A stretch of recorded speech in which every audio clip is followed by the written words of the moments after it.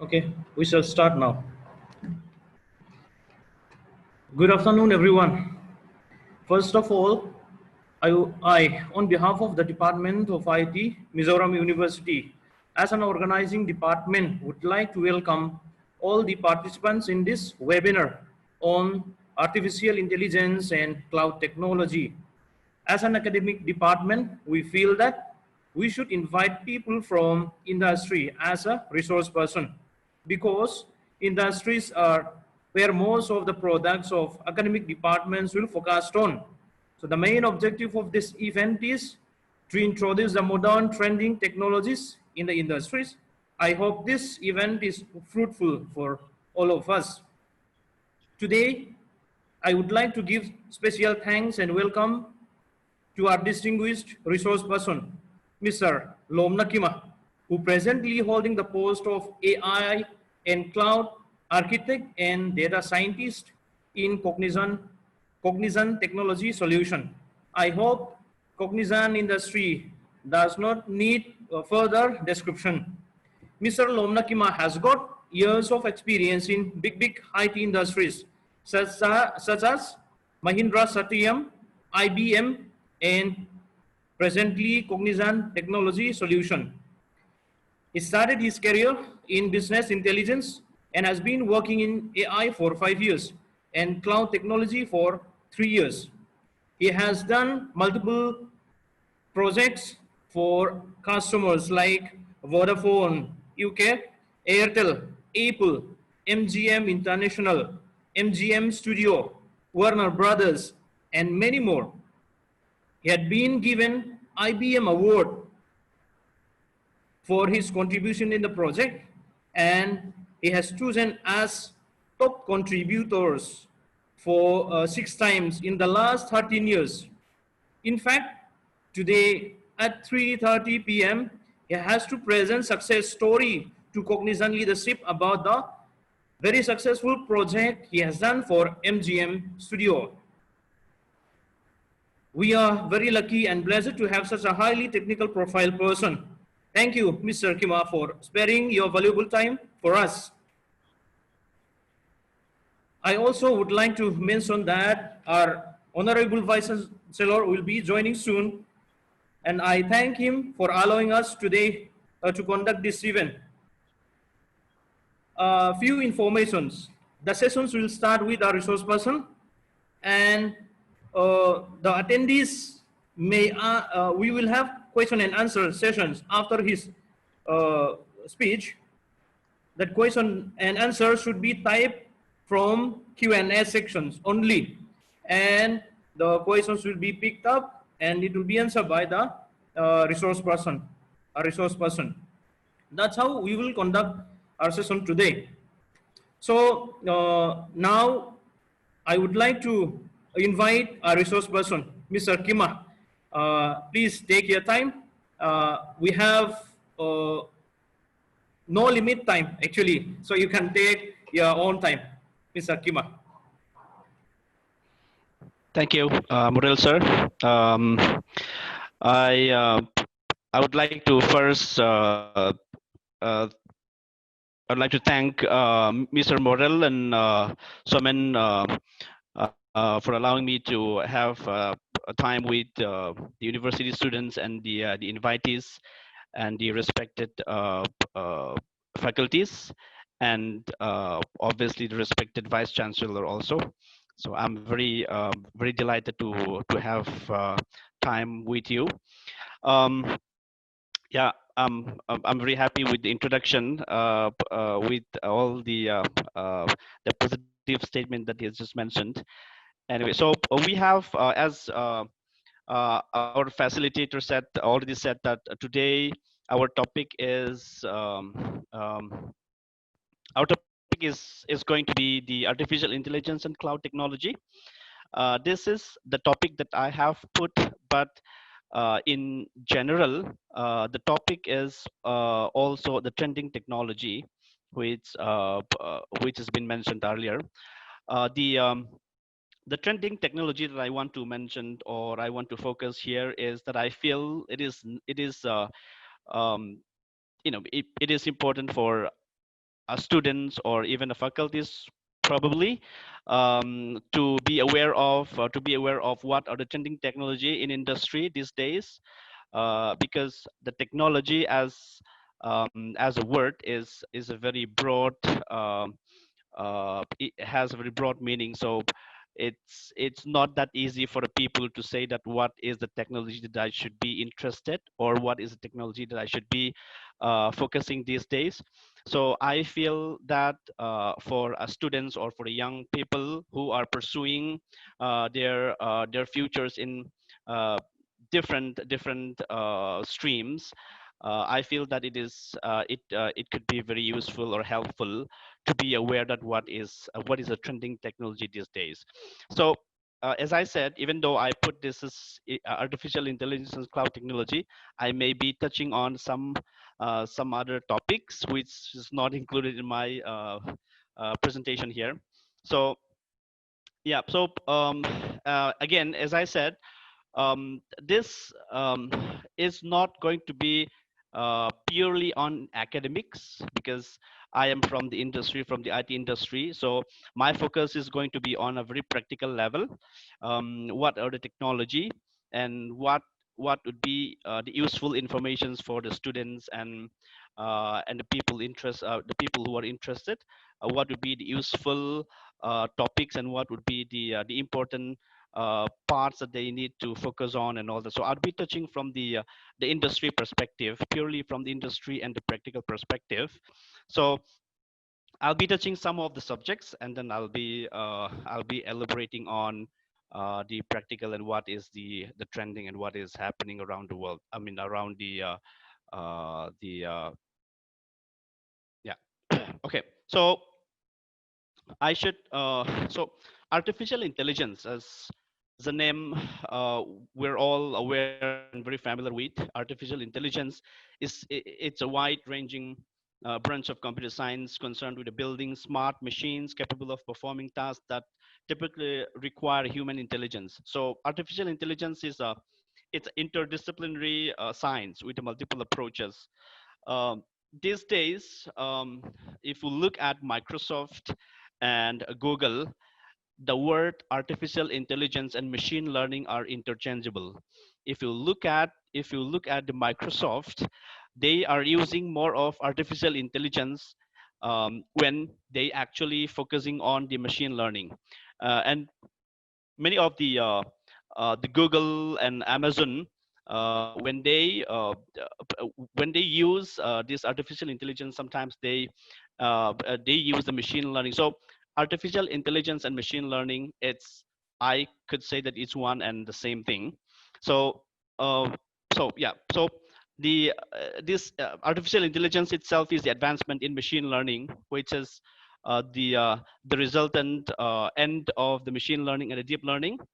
So as I said, when we say artificial intelligence, people understand that this is a robotic a robot which is which is able to walk and which is able to talk and all that. So um, that could be the right understanding. But these days, on the industrial level, the artificial intelligence has a very broad meaning, and the applications of the artificial intelligence is it's everywhere. It's if you go out, if you open your phone, you will see tons of artificial intelligence applications. So we will try to touch on those applications. What exactly is the artificial intelligence?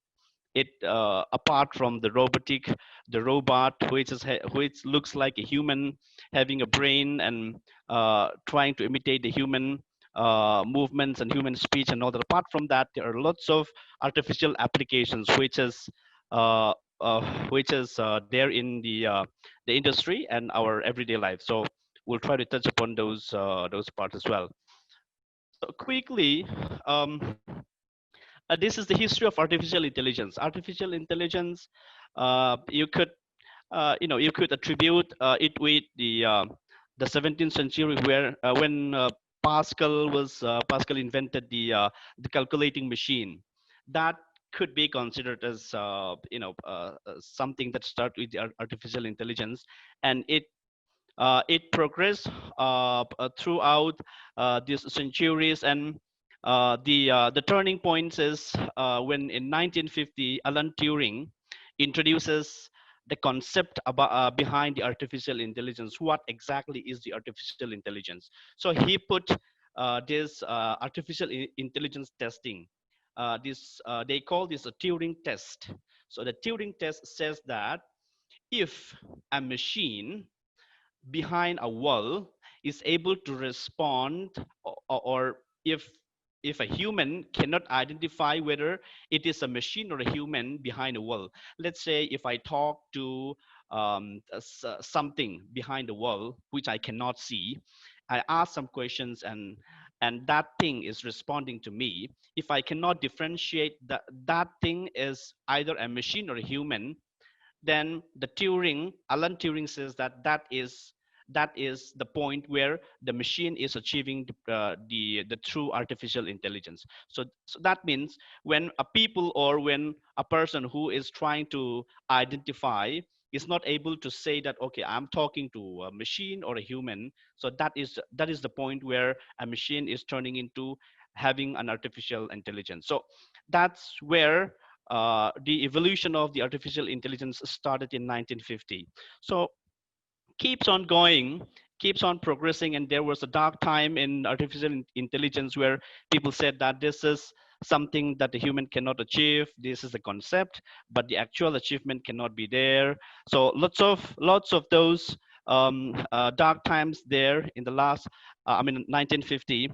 And then when the computer technology started improving with with the chips and the fast semiconductors started coming up, and then when the computer ages started to begin, then this artificial intelligence started gaining its progress.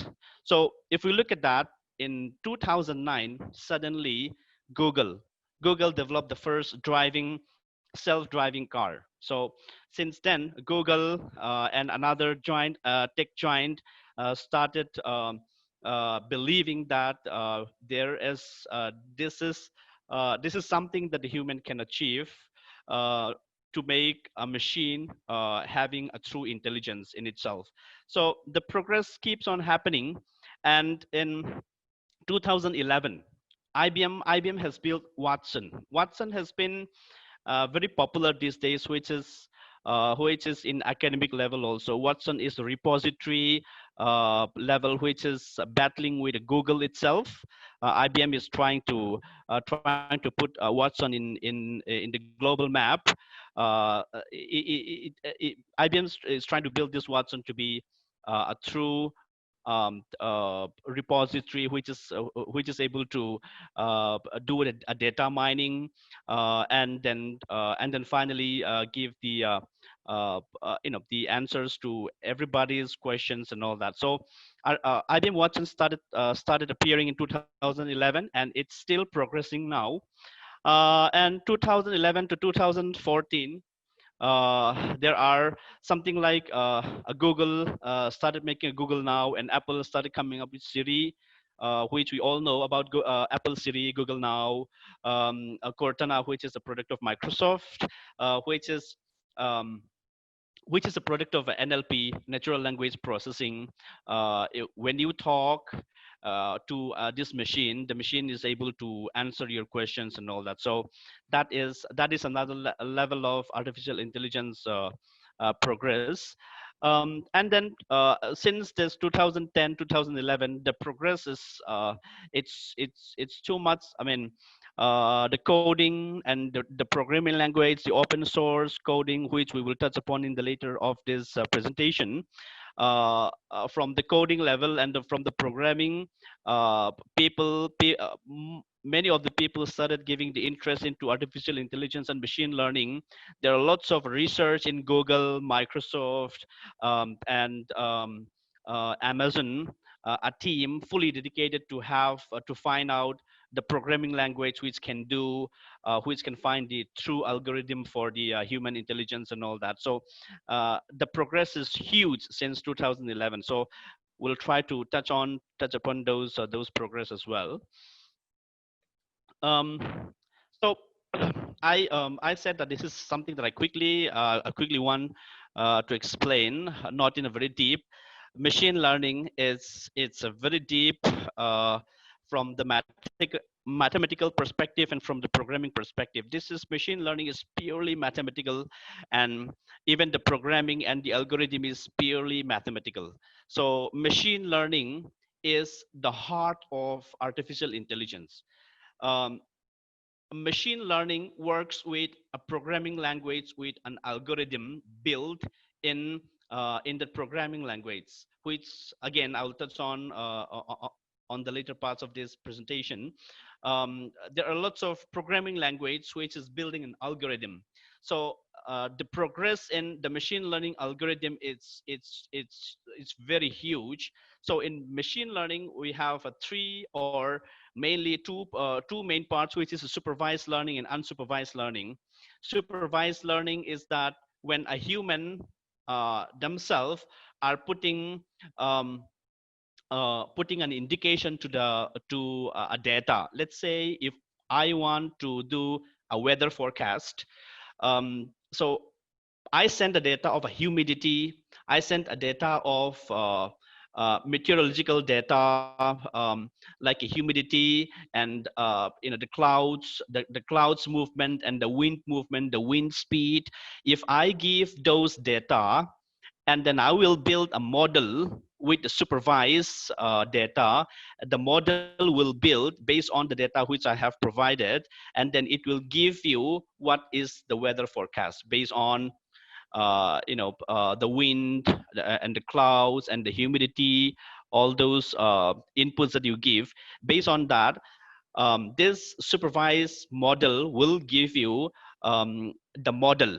It will create a model with programming language, and once you have defined that model, every time that you input that detail, let's say I input today, it's cloudy, the wind speed is this, and then you will get the output that okay, this is going to be the weather forecast. So that is a supervised learning. And unsupervised learning is that when you do not have any data tagging or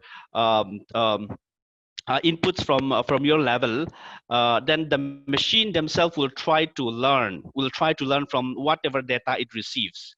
You may not input you may not input any value on your data, but still the data will try to the model will try to identify what is the output. So this supervised and unsupervised learning is the two main parts of a machine learning, which is mainly focused by the programmers, the machine learning engineers, and the artificial intelligence engineers. So um, yeah, that's to broadly summarize the machine learning. I mean, as I said, this is purely mathematical, and even the programming and the algorithm is also purely technical. It is a huge subject, and yeah, m- many people have given interest into the machine learning and deep learning.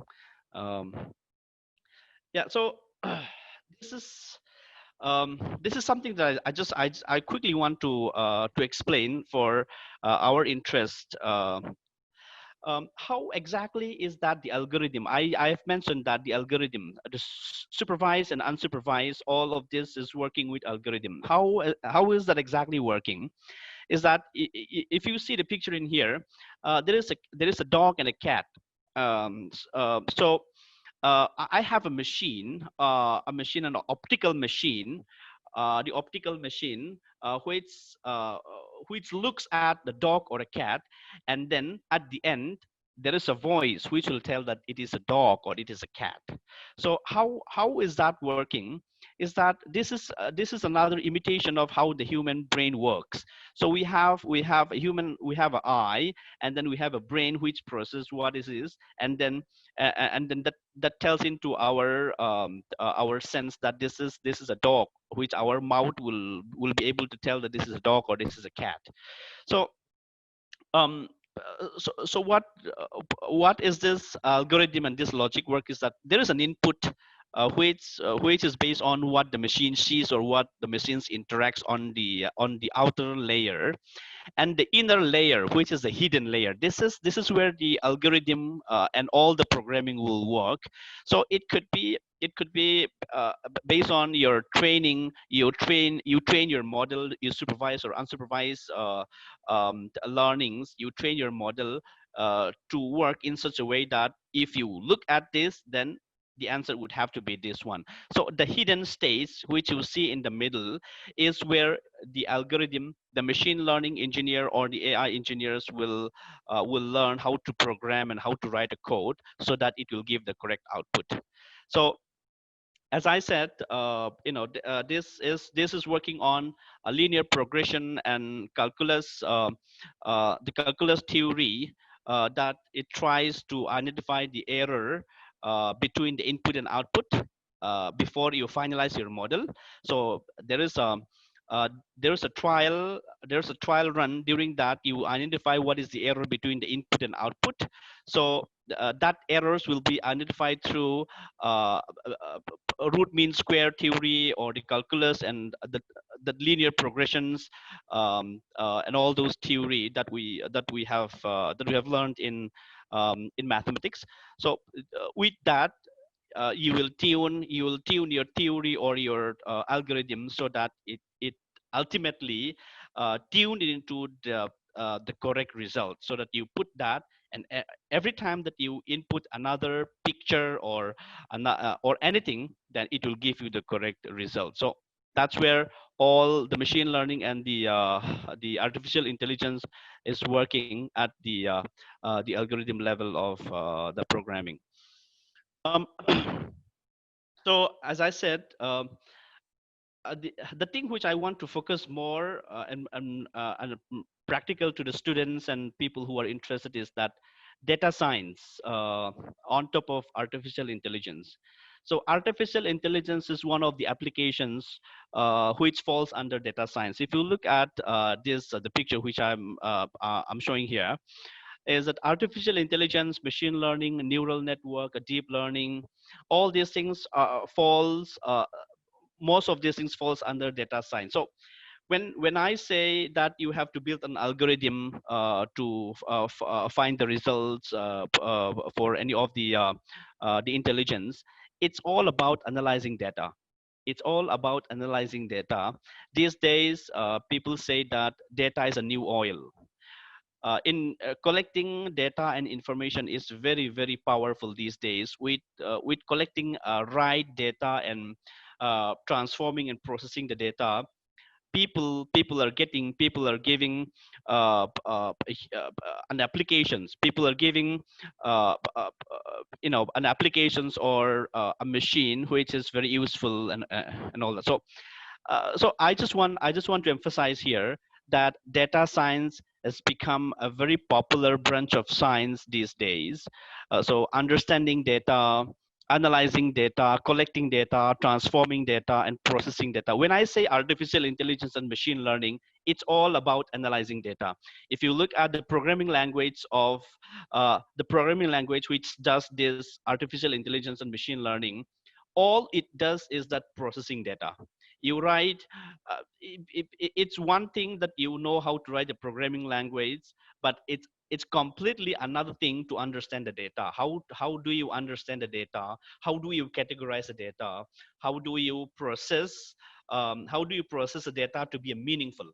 So the science of understanding data is it's purely powerful, that in some way this is beneficial to the human technology advancement, and in other way people start questioning. Even the US Congress start questioning about the Google data maintenance, and even India, even here also, the privacy and data privacy and all the intelligence invading your private data, your email, your date of birth, and all that stuff. So uh, analyzing data it's one of the trending technology these days. So I just want to emphasize here that data science is one of the booming branch of a science these days, which is also a science playing an important role in artificial intelligence and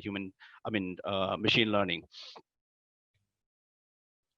Um, okay, so moving to a little bit of the practical, I just want to highlight here that how exactly is that artificial intelligence is uh, capitalizing the market these days. So when I say capitalizing, I just want to show here how is this artificial intelligence making an inroads into the our everyday life and the modern technology. If you look at that, this is the AI market capitalization in the US million US dollar in millions from 2016, and this is the forecast till 2025. So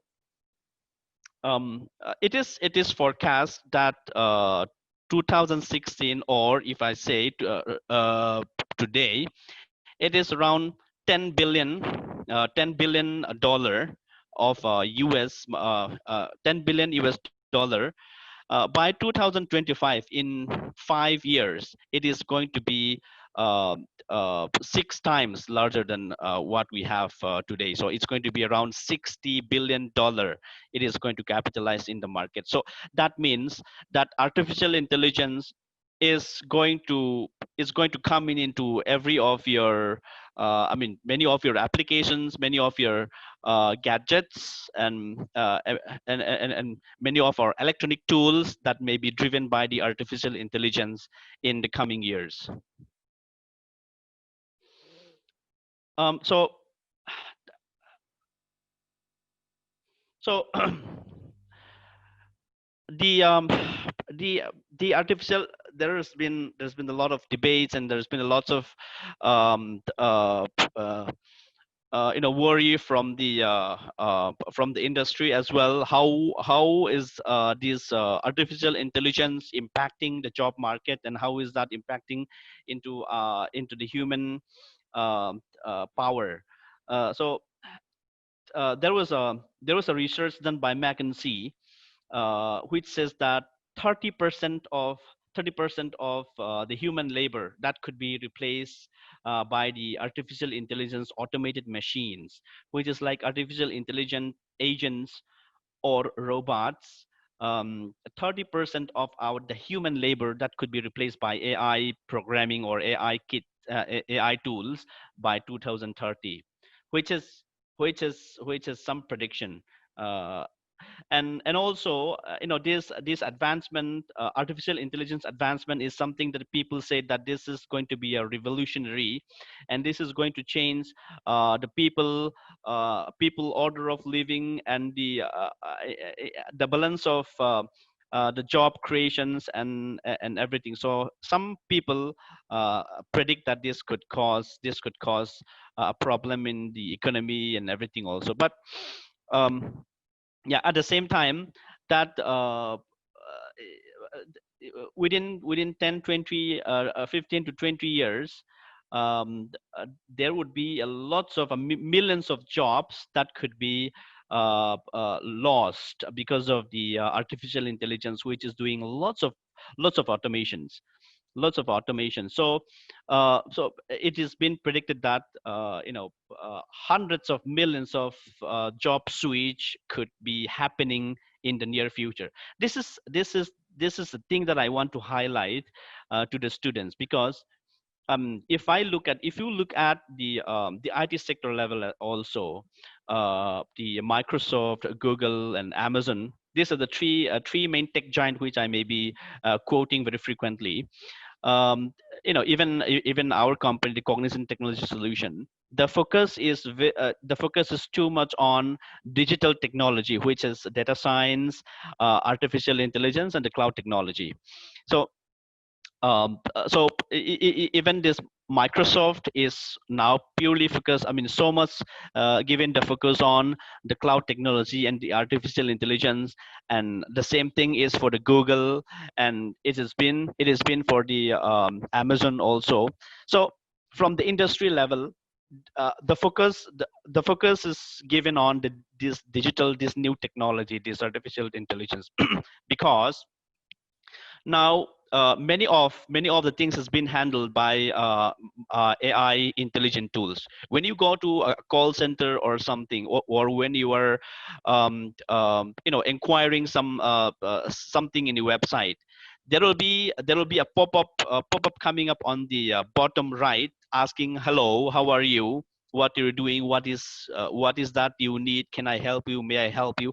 All those are the artificial intelligence, because people want to optimize, people want to, or the service agents, they want to optimize the human efforts. Before the human can actually interact with those people, they want to collect all the information. So the machine, that the chatbot, it's nothing but a chatbot is nothing but another applications of artificial intelligence.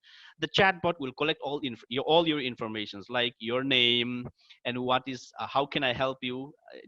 Then you will mention your problem, what is your problem, and all that. So the machine itself will collect all your problems in hand, so that uh, when the human comes, he or she will have all the informations that he wants to address. So something like that. Even in the cell industry, the cells industry, many of the human tasks has been now handled by the artificial intelligence or the tools itself.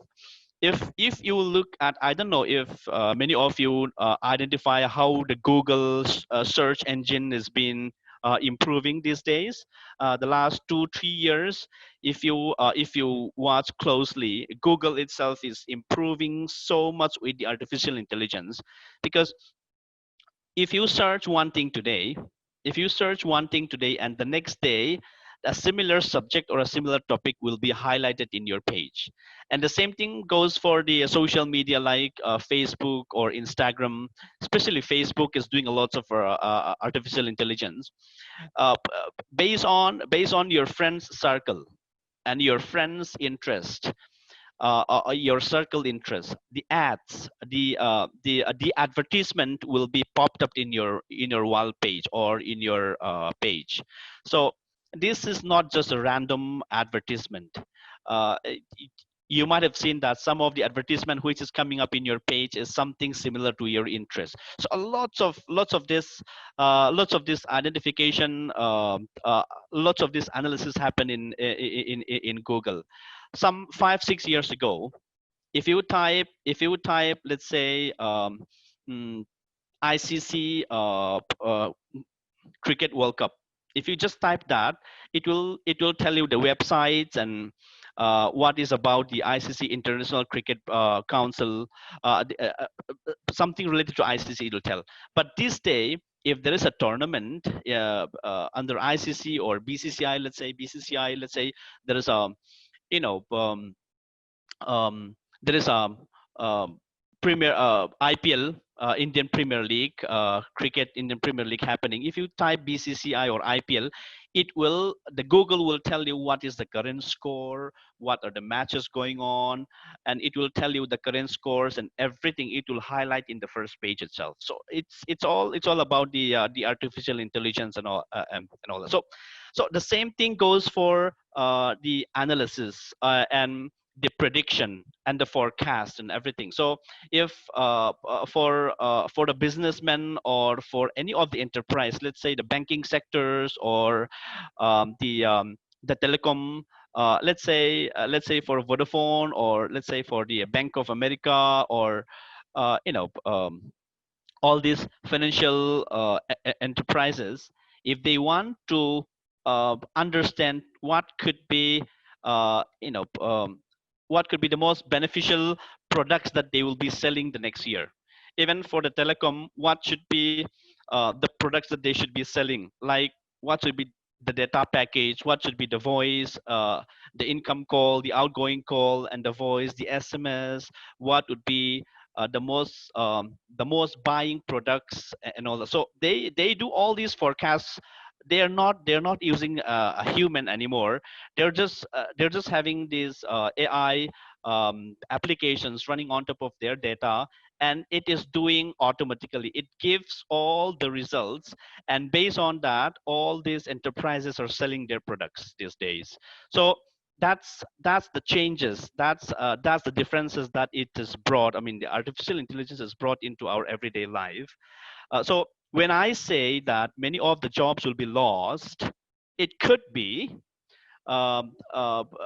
people may be losing a job because of artificial intelligence, or the machine doing many of the manual works, and a robot or a machine sitting in the front desk, in the reception desk, asking what's your name, how are you, and all that. If these machines are replacing the human efforts, then something that we need to think about is that how should we get into that?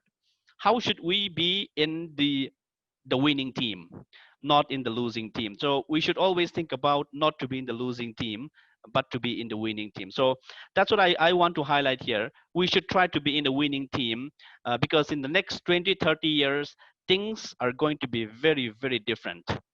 Very, very different. Your phones, your TV, these days, your TV, you can, with Amazon, voice, you can watch the movies or the channel that you want just by speaking at your remote. So very soon, your watch may be very much AI driven. If I don't know if you were aware, these days your phone is so much driven by artificial intelligence. If you want to open your Google map, and if you want your map to take you to your uh, destination that you want, you can speak to your phone and ask, hi Google, hello Google, um, please take me to these locations. It will take you. So like that, many of the gadgets, many of the things that we're living, your refrigerator will very soon be artificial intelligence driven. Your oven your oven is going to be very soon artificial intelligence driven. And there are machines that has been built on artificial intelligence to sweep your floor, and all that. So things like that, many of the things that we see that we are doing manually today is going to be replaced by the artificial intelligence. You sit and you just raise your voice, you give an order, you give a command for your living room, and uh, uh, uh, things will be done by itself very soon. So that's um, that's what I'm saying. That we should see how we could be in the winning team in the near future. Many of the technology that we see today, I don't want to mention a particular technology, but many of the technology that we see today is going to wind out. And I should mention here that the technology which I start with in 2006, the technology which I start with in 2006 is going down now. That's what the technology which I start with in 2016 is what I have already left 6 7 years ago, because I knew that that's not going to last. That's what I have shifted my focus into the cloud and the artificial intelligence. So like that, we need to see what's happening, and how we should prepare ourselves to be. So yeah, I just quickly touch upon the artificial intelligence programming language. This is going to be purely uh, the benefits for the students. I just want to highly emphasize here that Python is a very old programming language which is open source, but these days Python has been very, very powerful for artificial intelligence and data science. Python is an open source.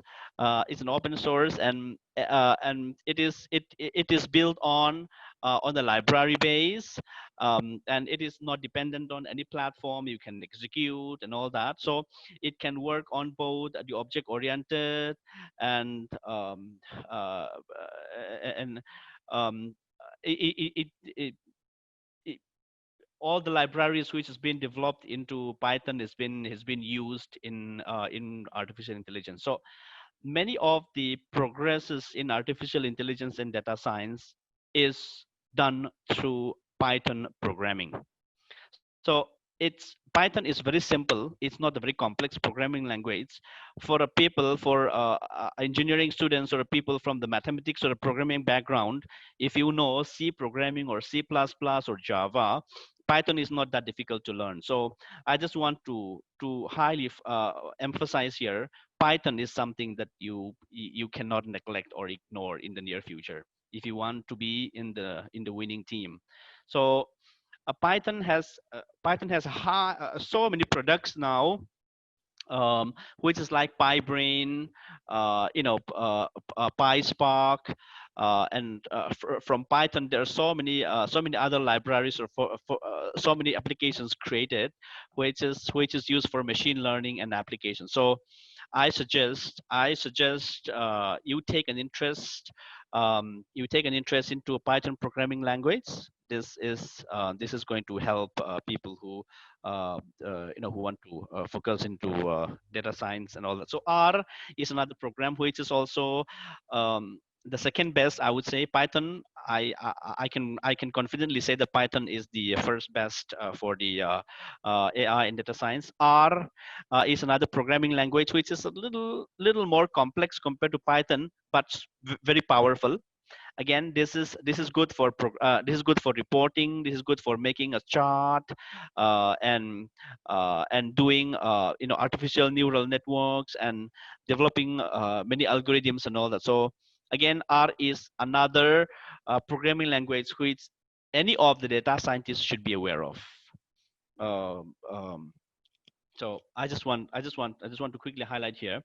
So C++, we all know that C++, it's the advantage is it's very fast. It's faster than Python and R. Although it's not as commonly used as Python and R in many of the AI and data science platform, but C is gaining the progress. I mean, C++ is gaining the progress into programming language. I mean, AI and data science. So we cannot ignore these days Google Cloud Platform, Google Cloud, and another cloud platform. Many of the API programmings are done with C++. This is very important to know, the C++. The C++ which we ignored 10 years ago or 20 years ago, which we like, this is for some web-based programming and some application programming, but this is gaining progress into a modern technology. So I just want to highlight here also Java. I should have put this thing into the third in the third one, but um, in terms of importance and in terms of uh, uh, the, the validity of a Java programming language in data science. This is again many of the the solutions, the data science and the solutions is done through Java. This is, as we know, that Java is a class, the object based, the class based, which is similar to C++. Java is another higher version of a C++. I think we all know that. So Java is it's used in many of the machine learning because it's a virtual machine technology. It can implement into many platform. It's not dependent into a particular platform. So just want to highlight here Java also. So uh, um, I am running quick because we will have question and answers also, and I have cloud technology to cover also. So what I want to again emphasize here is that it's if I look at many of the IT giants, if you look at many of the IT giants, the focus is shifting.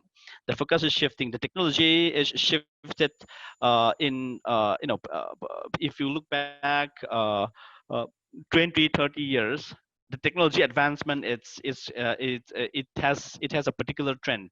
It has a particular trend. So these days, I just want to highlight the trend is more on knowing this data science. When I say data science, it's all includes the artificial intelligence and the machine learning. So as I said, data is a new oil. People say now. Um, if you know how to make use of a data and how to process and how to put into a perspective, then it's very powerful these days. Even for the normal living, understanding a data. Let's say, I should I should mention that. Um, because of this COVID-19, everybody is having a problem. Everybody is having a problem, and the last few weeks, the migrant workers are going home to their states. So what we have done, we were collecting some informations for the people who want to go home or who are having some problems, and what sort of help that we need and all that. Even I myself volunteered in one of the organizations. So what we did was that we collect informations, but we need to make that informations more meaningful. So I did some of my experience, and I contribute some of my experience to put all the data into perspective, and we shared those data into the higher authority. This is what is happening here. This is what's happening in our city. This is what's happening. So that was very useful.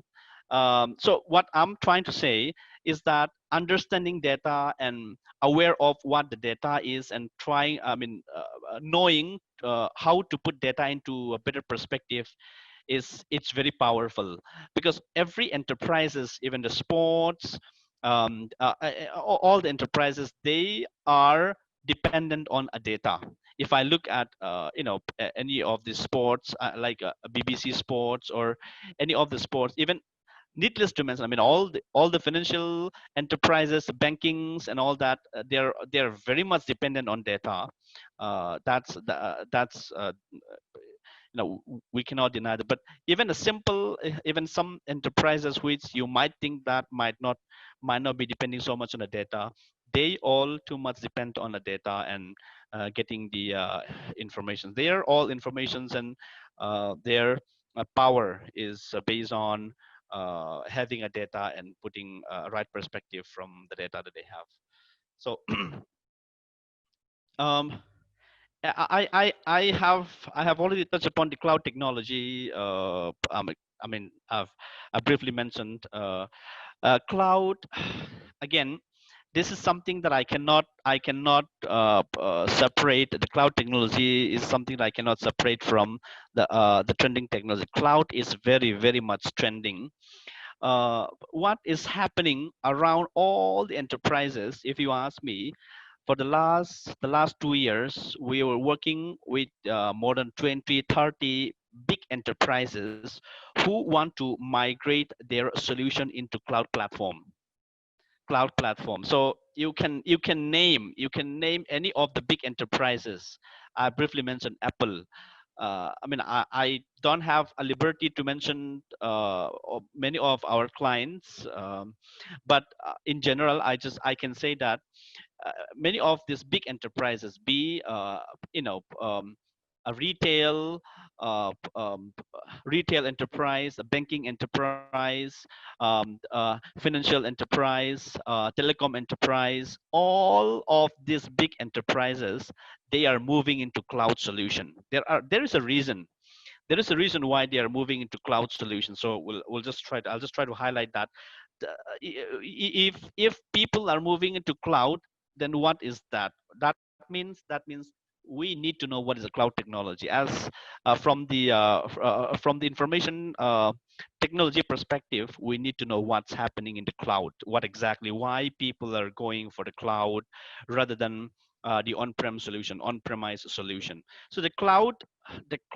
When we say cloud, I mean, many of the people have a misunderstanding that cloud is something that is stored somewhere in the somewhere in the internet or satellite or something which we can download and all that. But that's not exactly how it works. The cloud is we also used to mention as a cloud computing is on-demand availability of computer system resources, especially data and uh, uh, computing powers, which is the processing power, without direct active management by the users. The term is generally used to describe data centers available in many users over the internet. So the the cloud, uh, the why why is cloud, I mean why cloud is used, why is this terminology, what is the difference with the traditional on-premise platform. So on-premise platform, when we say on-premise, which is the thing that we're living with now, because if I have an internet website, then I should be having a servers. So I should be having a server. Server is nothing but a data center where you have a storage capacity and the CPU capacity. So you may be putting your data center somewhere in some location. So you go to the internet, and through that internet you go down to your data center, and your data center is processing all your requirements and everything and send it back to you. So that's what's happening. It's more or less the same in cloud. Cloud is also the same actually, but the thing is that that data center, it's owned by somebody else. You are not maintaining the data center. In our traditional system, as I said, you have to maintain your data center. You need some people to maintain your data center. If there is a power outage, then there will be a problem. If there is some damage in your physical hardware, or or your cables in your data servers, then it will be a problem. There will be downtime. Your servers will be down. So lots of dependencies on your system. But in cloud, the difference is that a tech giant like Google, Microsoft, and Amazon, they are putting a data centers around the globe. They're putting data centers around the globe, and they're connecting this through fiber optics. They're connecting it through fiber optics. They are having so many and so huge data centers around the world. Even in India itself, Amazon is having 5 or 6 data centers across India. So when you store, or when you do some calculations or some applications running in cloud, then it goes into any of the data centers in cloud, which is completely managed by the owner.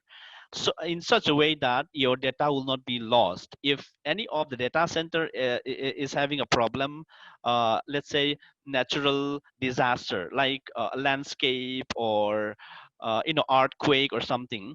If a landscape or earthquake, or a flood or something damage your data center, the same copy of your data and your informations, it's there in another continent. Let's say there's a natural disaster here in India. If your data center is completely damaged and everything, but the same data and everything will be present in US. So that means you will not lose anything. So Amazon Web Service um, uh, says that they are not the uh, the probability of losing their customers' data is that out of 10 million objects, they can lose one of their object in 1 million years. So that means the cloud the cloud uh, because of their having data centers around the globe, it's another way to say that we're not losing your informations. There is no way that we will lose your information. So AWS says that 11 nines, 11 nines. That means 99.9999999 till the 11th positions. That means, as I said, if you upload 10 million objects, or 10 million, let's say 10 million pictures, or 10 million videos, if you upload in cloud, there's a chance of losing one of those 10 million objects in 1 million years. So that's what they are promising, that's what they're selling. um, yeah, so that's the difference of the cloud and the on-premise, the traditional on-premise technology. Why is that the cloud, why is cloud, why is uh, people focusing on cloud compared to on-premise, the traditional solution? So it's one thing is the cost.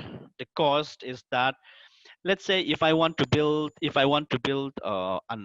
website, or if I want to build um, um, data storage or a database or something, then if I have to do it on my own, what I will have to do is I need to buy a software licensing, a full subscription. It's not a subscription, a full software, and I need to have a hardware and everything built, everything already available. So I need to invest a huge amount for even for small projects.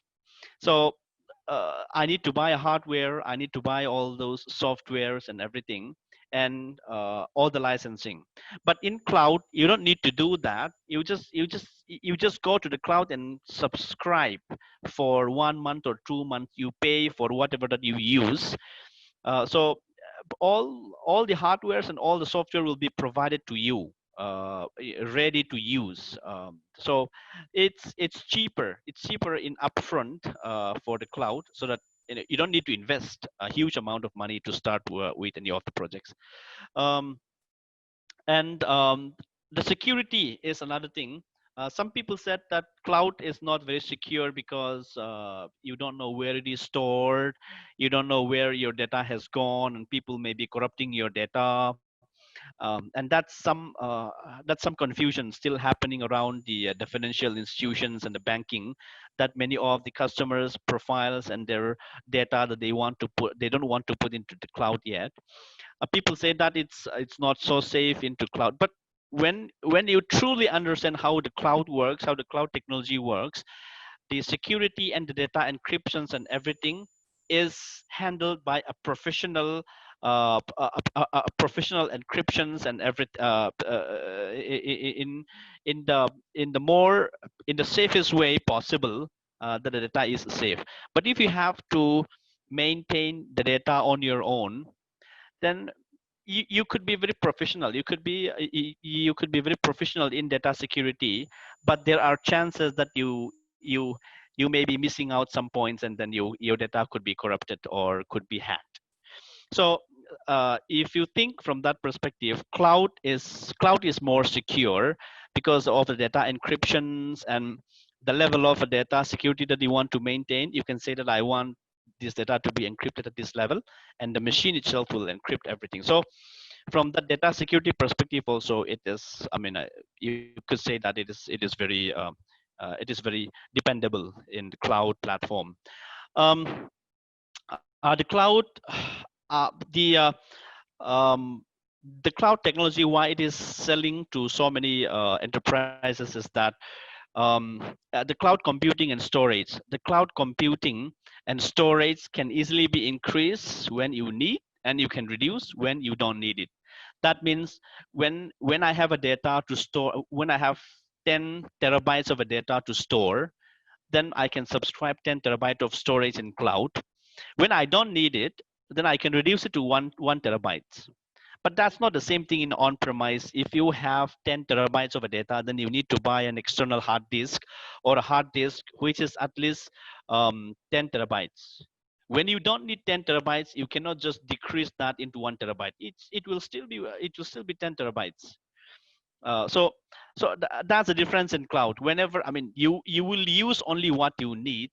You will scale up and you will scale down when you need and when you don't need it, especially for the compute. For the compute, let's say when you want to do the machine learning is something where you need to have you need to have a high processing power. So a normal computer or a normal laptop, it's not able to handle most of the machine learning language compilation. So you need to have a GPU, something like that. But for some of the applications, you may be needing a high processing power, but that does not mean that you need that high processing hour all the time.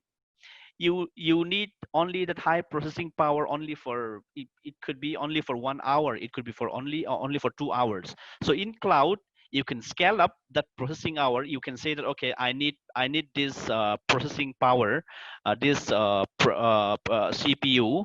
I need this CPU for two hours, give me. Then then you use that CPU for 2 hours, and after that you switch it off. You're not going to pay it anymore after you finish it. So that kind of a flexibility, that's kind of a scalability, is something which is the standout features in cloud technology. Um, yeah, so that's the reason most of the enterprises are going into cloud technology, and the other main advantage is the durability, which I have already mentioned that. You're not losing your data. You're not losing your data these days. The people who are technology aware, they want to keep many of their information to Google Drive, or uh, uh, and Microsoft this thing also. So in AWS also, you can store these things into S3 bucket. So um, people who are aware that how the cloud is safe, and how your information will be safe in cloud, they upload or they sync their computer or their laptop into the cloud. So any of the important informations and documents they upload into cloud, so that they are not losing their data. Because if you keep your data into, let's say, your laptop or your external drive, there are always a chances that your software, I mean your laptop, will be crashed, or your external drive will be damaged. So if that happens, then there are high chances that you may be losing many of your data or information. So that is another reason that um, people are going for cloud information. So um, when we say cloud, what is who are doing this cloud, who are doing these cloud services? So there are three big cloud platform services, which is the Amazon Web Service, Microsoft Azure, and the Google Cloud Platform. So again, I want to emphasize this to the students, who are interested into this cloud. I want them, uh, not just to know this name, but to learn at least one of the certifications from these three cloud platform. I suggest I suggest if they do one of the certifications from this cloud platform, then then then it I mean, I would say that in the job perspective, in the future job prospect, that will help a lot. So I'll highlight some of um, the certification that they could focus. AWS is the pioneering cloud platform. They started in 2006, which is not that long ago. At the moment, they are having more than 200 services. When I say services, one is storage, which is S3, uh, computing, which is EC2, Lambda. There's so many services that they have, through which you can upload your data, and you can process your movie, and you can send the message, and you can translate voice into English into this, and you can translate the text. You can do I mean you can store the data, and you can analyze movies, and all those stuffs are there in Amazon Web Services and in most of this cloud platform. So such such services, they have more than 200 services in AWS at the moment. So the um, the solution from the countless enterprises that they're doing services, the popular are like Netflix, Airbnb, Unilever, BMW, Samsung, Mi, Zynga. So there are many more, like Netflix. I don't know if you have wondered how you can watch Netflix, the HD quality Netflix with the low bandwidth, right? um, not long ago that it is not that easy to watch a high definition movie from internet. It's not that easy. You need to have a very high broadband connection, and then only the quality will be better. But these days, Netflix, it's amazing. It's amazing. Even if you have, with proper 3G connection, you don't need to have a 4G connection. Also, with proper 3G connection, you can watch a high definition movie in Netflix. you may be wondering how they're able to do it. This is all because of the cloud technology, because Netflix, they are putting their copy into all the ads location. I mean, there is a concept called ads location, which is present in all the data centers. So the content, if you are in India, the movie which you want to watch, that will be saved into your nearest availability zone, which could be in Mumbai data centers or Chennai data centers. So from there, it moved into the ads location, the nearest in satellite points. So from there, it is very easy to download or to watch the movie in very high definition. So this is helped by the cloud technology, that it performs very well, and you were able to watch a high definition movie in Netflix like that. So um, Amazon Web Service itself is is having 32.4 market share recently, and their QA 2019 revenue is 9.8 billion dollar, which is more than many of the Indian enterprise or companies. Microsoft Azure started in 2010. Um, 2010, and now Microsoft Azure is having 100 plus services. They have major customers like Johnson, uh, Polycom, Fujifilm, HP, Honeywell, and Apple also. Their market share is 17.6%, and the Q4 2019, their revenue is at 5.3 billion. So um,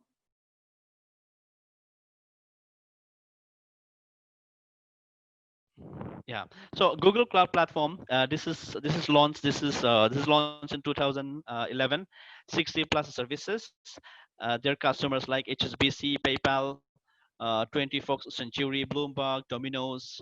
They have a 6% market share and 1.6 billion. So, as I said, these are the three cloud platform. If you are certified with any of their courses, then your value is going to be increased as you pursue your you know I mean I I'm speaking from the IT perspective. I'm not saying that everyone will be pursuing their career into the IT world, but I would assume. I mean, my perspective is going to be from the IT. So that's what I'm saying. AWS, Azure, and GCP is something that you may be hearing quite often.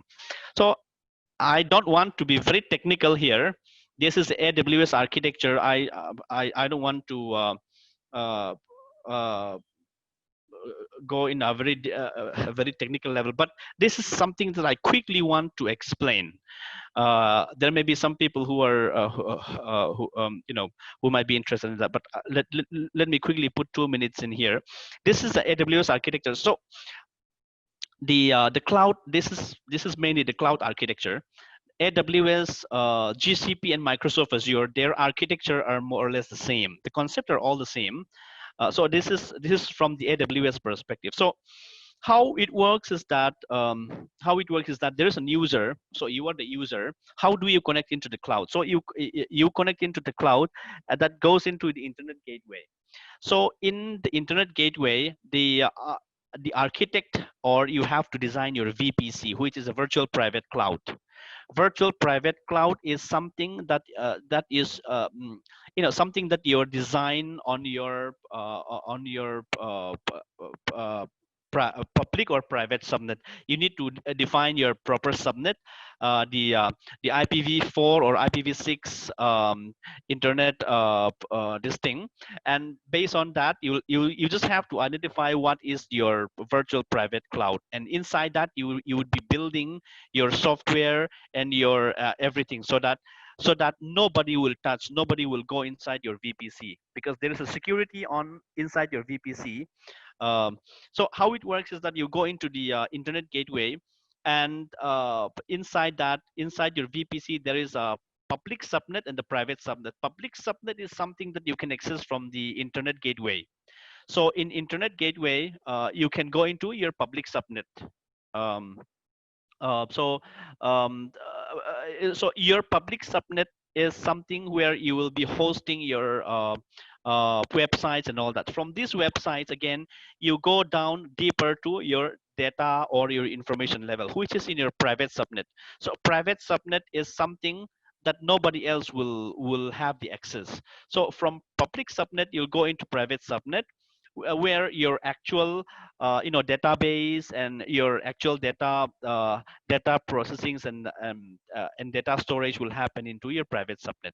So um, you might be seeing something here, elastic load balancer. So this is something that I quickly want to highlight also. In the conventional or the internet servers that we are currently using, you might have experienced that during during the exam time or during the result time. I don't know if the MZU also experience this sort of thing.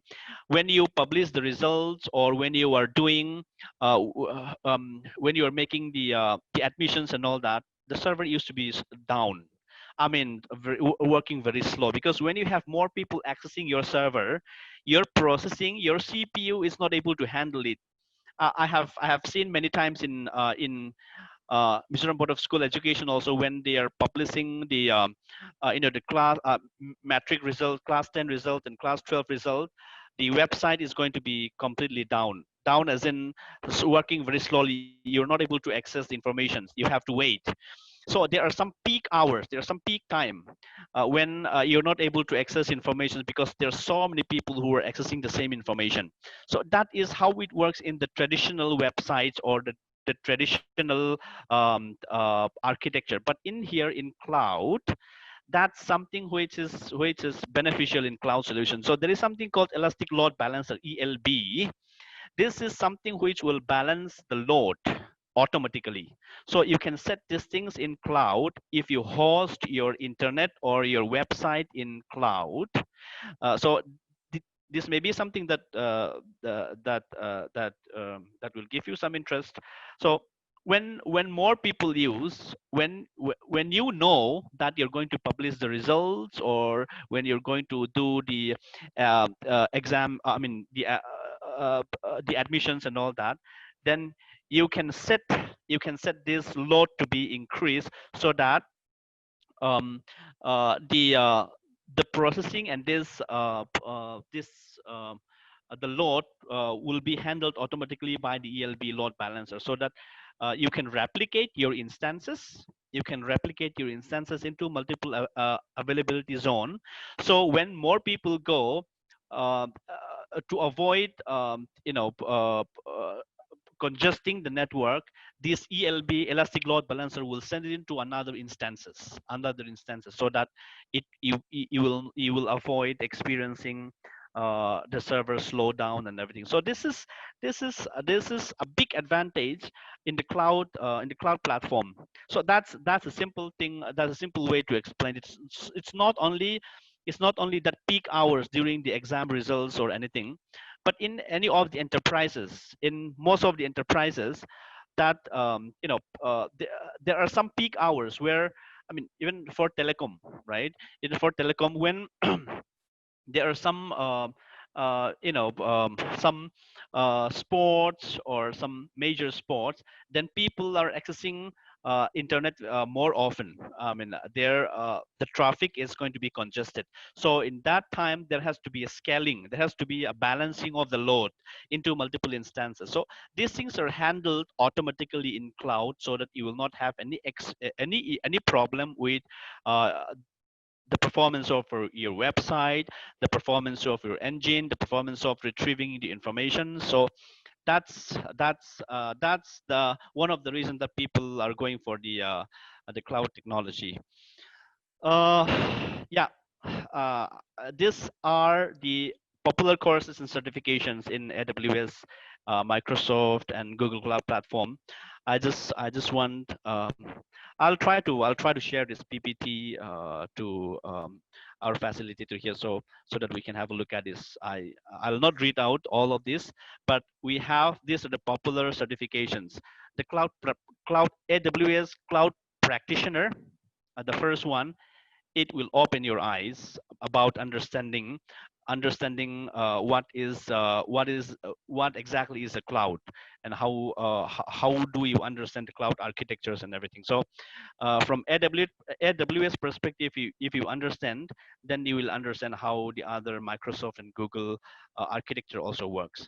But yeah, if you want to go deeper, then you have artificial intelligence engineer certification, data scientist certification, and network engineer, security engineer. So all of these are there. If you have, I mean, I can confidently say that if you have any of this certification except practitioner, at least solution architect or the developer or the engineer, this certification, then that means you have increased your chance of getting into the market, the job market. So yeah, just want to emphasize there. um yeah, so I'm going very quick. As I said, this is a very broad subject. We cannot cover this thing in 1 hour or 1.5 hour, but those are something that I just want to highlight. There we could set up something for any further questions. I mean, we'll try to answer some of the questions now, but for the follow-up questions and the follow-up this thing, let's see how we can set up anything. But that's what I have at the moment. Let's see what all um, questions that we have. I don't know if anybody will help me to. Yeah. First question is first question. Okay. Thank you, Mr. Lawmna Kima. Thank you so much for your lectures. Very informative. This is what exactly we want for the academic departments. There are peoples from students and teachers and from the industry also and from government departments also. So we have numbers of questions, but I don't know how long you can spare this thing. Anyway, which one? I will read out. Yes, please. Uh, we'll pick some of the questions. Okay. The first question, let's see, Brinda Senthil Kumar.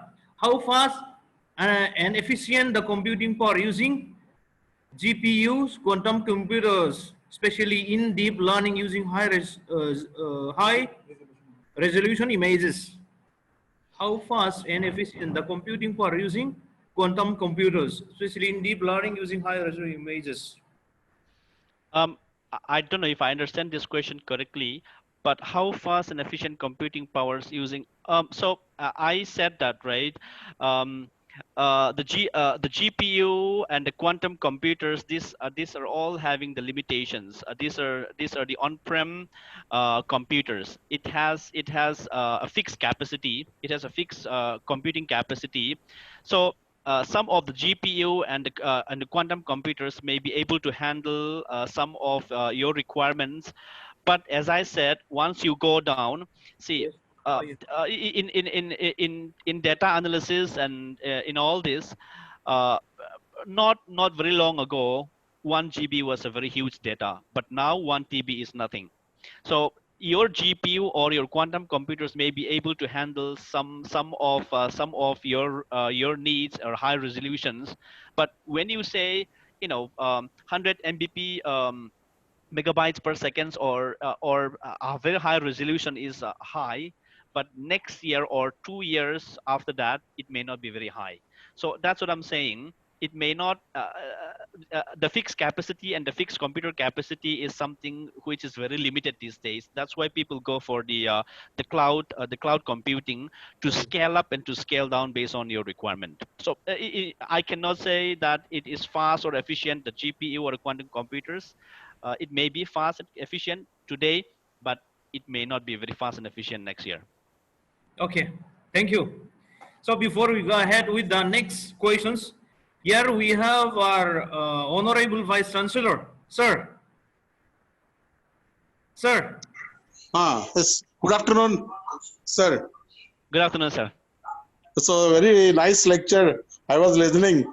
It is really very informative lecture. Thank you, And sir. it is you can give one more lecture also in future whenever you have time. So Yeah. I was very impressed by your lecture. I was telling him that you have brought a very good speaker. Very Thank you, nice, sir. very nice lecture, sir. Thank you for coming and addressing our students and faculty. So I've been interacting with you more, but I have to listen to that MHRD minister. No, he was on the line now. So Okay. otherwise I would have come. Yes, sir. Thank you, sir. Thank you very much for your nice and helping our university. Thank you, sir. Thank you. I appreciate, sir. Thank you so much. Yes, sir. Thank you, sir. Thank you. Thank you. Thank you, sir. Okay. Thank you. Thank you. Okay. So next question, Mr. Kima, how long you can spare time for us? 5. I have another 10 minutes. Yeah. Okay. 10 minutes. Okay. So now let's see multiple questions we have. So do you think this is a question from Mr. Chong Sang-Kui? Do you think robots with AI really a threat to humanity in future? My simple answer is no. I've been into this artificial intelligence. I have looked at the algorithm, and I have seen some of the powerful algorithms and all that. But I mean, from my true natures and my beliefs and everything, I don't believe that computers is going to replace a human, because God created us as a special human being. So I don't think any of the computer or machine is going to replace. I just want to tell you, even though this is artificial, or this is something which is automatically gaining the intelligence, but this is created by human. This is created by human. So this is not going to replace the human intelligence, which is created by God. So I don't think that's going to happen, even though I know that the machine learning is going to progress beyond our imagination. This is going to progress, and this is going to go beyond our imagination, and there will be some machines which will come out doing some things which we're not expected. Very soon we may be having a robots football tournament also. We may be having a robots linesman, a robots referee. We may be having it, but that's not going to replace our emotions and our intellectuals. I don't think so. Okay, thank you. Another questions. I'll club your 2 questions. The questions from Dr. R. Mati Suhari. How can we trust the cloud service providers? Please clarify about the different cloud service providers. What simulation software are used in cloud computing environments? And one more one, is Google Photos and Google Drive is safer? It is written safer, but let us read like this: is Google Photos and Google Drive are safe enough? Does they work like clouds? um, Google Drive. Okay, let me answer the first question. The the cloud service provider, I have mentioned that uh, uh, in addition to those top 3, there is another cloud service provider, which is Alibaba Cloud. We all know about Alibaba. So, but I just want to emphasize on these 3 providers, because these are the tech giants. Sorry, these are the tech giants, and these are very reliable. So, Amazon Web Service, Google Cloud Platform, and Azure. You know, I cannot say which services is good and are not good, but what I can say is that since AWS is having almost 5 years head start compared to Microsoft Azure and Google Cloud, they are having more services, and the services that they have provided is user friendly, as in easy to understand, and the way that they align and everything is it's more friendly. So I would suggest you try out the AWS for any of the services that you want. You may be familiar with the Microsoft or Google, but AWS is something which is very reliable and user friendly also. So the next question, Google Drive is nothing but Google Cloud Storage. So Google Drive is itself is a cloud. So when you upload your data into Google Drive, that means you have put your data into Google Cloud Platform. So it this I have briefly mentioned the the information security and everything.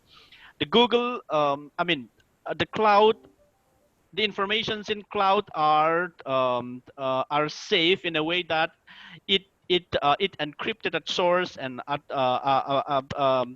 the receiving level, and you can do a multiple encryptions and security as per your requirement. So if you are aware how to use it, I mean from the service provider level also, there are the basic transcriptions and the basic encryptions and all these things that they have done. If you want to do a double encrypt and double security, then there are many levels of security that you can implement. So from that perspective, it's safe enough to keep the information there. Okay, thank you. So I'll ask you. I'll pick two more questions. So depends on how long you take. That's if you're in a hurry, you can make it short. Otherwise, you can this thing. So one is related with the agriculture. So I'll just read out one question only because this hopefully it will answer the second question also. Can you tell about the application of AI in agriculture field? Is there any possibility of AI applications, or is there any country who is even using AI in agriculture field? That is the Um, questions. Agriculture. See, when you say agriculture, so in agriculture also there are sales, there are predictions, there are forecasting. Agriculture, it's not all about sowing and harvesting. You may be it's not about selecting which seeds or which kind of plants that you are sowing or you'll be harvesting, but it's also about forecasting and predictions of what sort of the demands that are coming from the human. So from that perspective, yes, there are many applications, there are many applications for the agriculture as well. I mean, I would say there are yeah, I mean, agriculture industry is also very benefiting these AI applications. As I said, it's all about forecasting what is the demand in the agriculture. So from that perspective, the forecasting it's very much dependent on AI application these days. I would say that US has been recently relying on the Microsoft platform to do the services on the government level. Even Okay. recently, the Pentagon was doing the contract with Microsoft Azure to do all their solutions in cloud and artificial intelligence.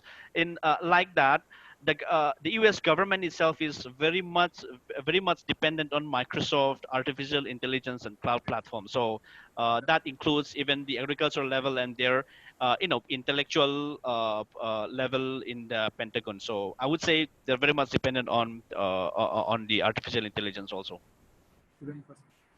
Okay, thank you. Now, last or second last, how necessary how necessary is for a development startup company like us to have certification of AWS or other cloud platforms?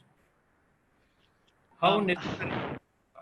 See, for startup, um, again, certification is something which gives you credibility, right? Which gives you the credibility, which is selling you. If I have to hire you, I would hire you if you have the certification done. If you don't, so that's a selling point, and that's something which gives you the credibility. But if you talk about doing the startup, I don't know, because I have seen so many people who have tons of certifications, but when in actual the groundwork, they may not be very helpful. Also, there are some people who knows how to crack the certifications, getting the certification, but the real application is something else. So, but for anything to start up, I mean, I would want to advise or give you the encouragement that I want any of you who are try to focus on the cloud architecting for the government. Let's say, for the MZU also, for this subject sake. Let's think about how we can put the MZU website into the cloud platform, so that they will not have any traffic the traffic congestion issues and everything. So from that, obviously you would need to go through all these courses to learn and all that, but getting certification, it depends on to who its field that you want to jump in. If you want to jump in into an employee, then obviously certification is going to help you so much. But Okay. yeah, I would say that. Yeah. Okay. Okay. Okay. Then last question. Then if you want, you can pick any questions that you would like to answer from my side. I'll just pick only one because you are sort of time. So, do artificial intelligence are used in defense instead of human to avoid loss of life? Do AI being used now? Yes. Yes. So it is creating a job loss in US, and even here in India also. I have mentioned that. Because of this automated process, a machine is doing many of the manual works which a human would do. Even in marketing, I said that, right? Even in marketing, banking sectors, forecastings, and all the manual works, this has been handled by the artificial intelligence. That's what I said, that we have to be in the winning team. Many people are in the losing team and they lost their job, but we need to be aware of what should be done and what should be aware of to be in the winning team. Okay, thank you. So, any questions you would like to answer? From question and answer section, if you are reading, or if, I'm running out of time now, so there are so many questions which I'm very interested in answering this question. I have my session started at 3:30 already, so I need to log off. I'm very happy to see all these questions and the participants, and I'm very happy myself to get the interest of so many people and have this many questions. I would try to answer these questions offline probably. Let's see how we can get this this question. okay. Okay, thank you, Mr. Lawmna Kima. Thanks for sparing your time, and thanks all the participants who are giving interest and giving registers. We actually have more than almost 300 registrations we receive, but unfortunately, sometimes this online kind of thing, or sometimes network problems, or sometimes people forget also. So anyway, thanks a lot for attending all the participants. The certificates will be sent through your email. Soft copy will be sent to all the participants today. Thank you. Thanks.